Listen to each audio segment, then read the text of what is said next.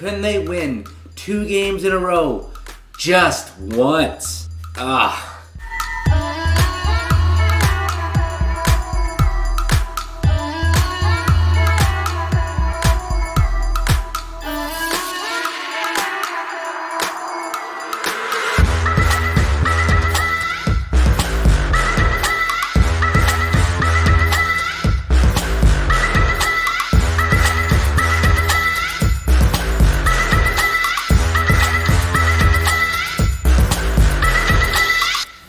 Hello my fellow Habs fans, welcome back to this week's episode of the Habs Fan Forum, proudly a part of allhabs.net and Rocket Sports Media. My name is Ben Dankey, and here at the Habs Fan Forum, this is where us fans get to have our voices heard. Alright, so let's talk about these Montreal Canadiens. Much of the same.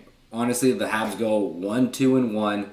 A big win against Calgary. That was great. Go up 4-2. This team has too much talent to not win a game here or there. But can they win 2 games in a row just once? No, they can't. Of course, they lose to Detroit. Allen goes out in an injury that Jeff Petrie caused. Montembeault comes in, lets in 2 kind of weak goals in relief, which is tough to put it on him. But at the end of the day, they lose 3-2 in overtime. And then big breakdown in Boston after another great first period. Much of the same. They fall apart in the second period and they can't put it together in the third period and mount a comeback. So they're down. They lose 5-2 to Boston. Then you have the Rangers. That was a pretty good game, but when they're down 3-2 and in the last 30 seconds of the game, Galley takes a penalty and takes away any chance of a comeback. Just another loss. At the end of the day, this is much of the same where it's 1-2-1, 1-3, 0-2-2. Okay, so they're 5 weeks in. At this point, they are sharing the bottom of the division. I think they're 1 point ahead of the Sens, but the Sens have 3 games in hand and are dealing with COVID problems at that. They're even behind the Buffalo Sabres. So I think they're like 18 games in. At this point, you're 20% of your way into the year. You kind of know what you have. So I'm going to take a little step back. I'm not going to do player notes today. I'm going to focus on 1, the management, and 2, the coaches. I need to vent on them. Now, if you haven't already listened to the last 2 episodes of the Canadiens Connection, go do that. Right after this video, go do that. That's going to give you a lot more detail than I'm going into. Rick and Amy go into some amazing detail. On episode 163, they actually break down Dominique Ducharme's system. They do an amazing job actually putting system into perspective for you so you can see what Dom Ducharme's system is and why it's not working. And next, at 164, they go into more of the depth of the Canadiens, the problems, and really that stems from management issues. Bergevin has not done a great job at setting this team up for success,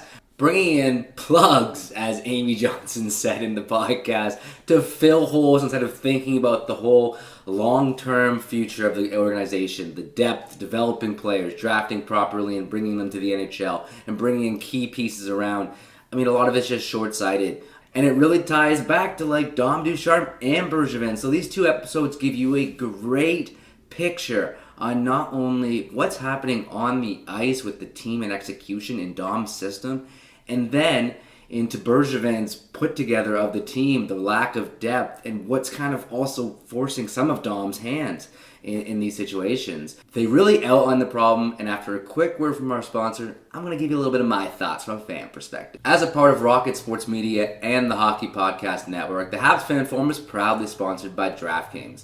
Right now in the swing of hockey season, you can go download DraftKings Sportsbook, and as a first-time user, put down a bet of at least $1 and they'll give you a free $100 of betting credits as long as you use the promo code THPN and 1 team scores, which we know is going to happen.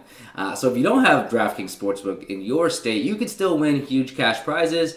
You're just going to have to use the promo code THPN. All right, back to my thoughts. So we need the Montreal Canadiens organization to align on a vision that allows prospects to develop, the core to build on their successes and grow as a team.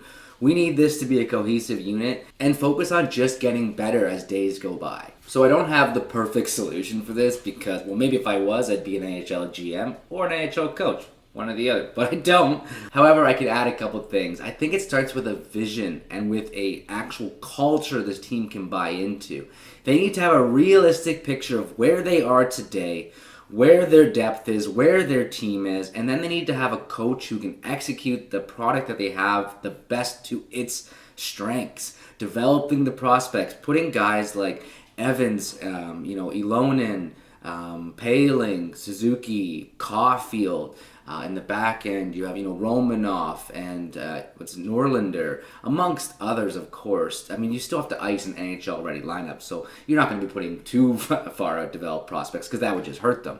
But your young players, whether they're playing in the AHL, the NHL, or overseas, wherever they play, need to be given the right tools and the right playing path. And the core of the team, Gallagher, Josh Anderson, Jeff Petrie, guys who they've brought in, they need to play in the roles they're meant to play in. So they need to find a way to change up this depth. I have no idea how that's going to happen in the long term, in the short term. In the long term, guys playing in a top pairing defenseman role or a second pairing defense role when they shouldn't be isn't helping. So that's one I do not know yet how to fix this defense, but we'll get to that. Even in net, I think Rick's brought up a couple of times.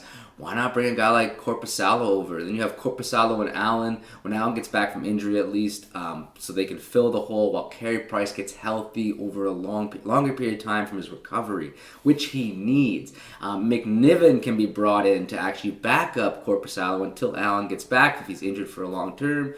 And guys like Primo can stay in the AHL and develop as they should. So obviously there's cap issues, but it really, like I said, it starts with the vision. And Bergevin doesn't have it.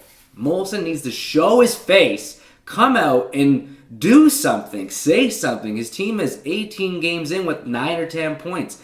They're on pace for a brutal finish on the year. And it's not looking like it's going to get any better. So the system isn't working. The team is lacking depth and is put together poorly. You have good, young, developing players that need work. Your move, Molson. Do something for your fans.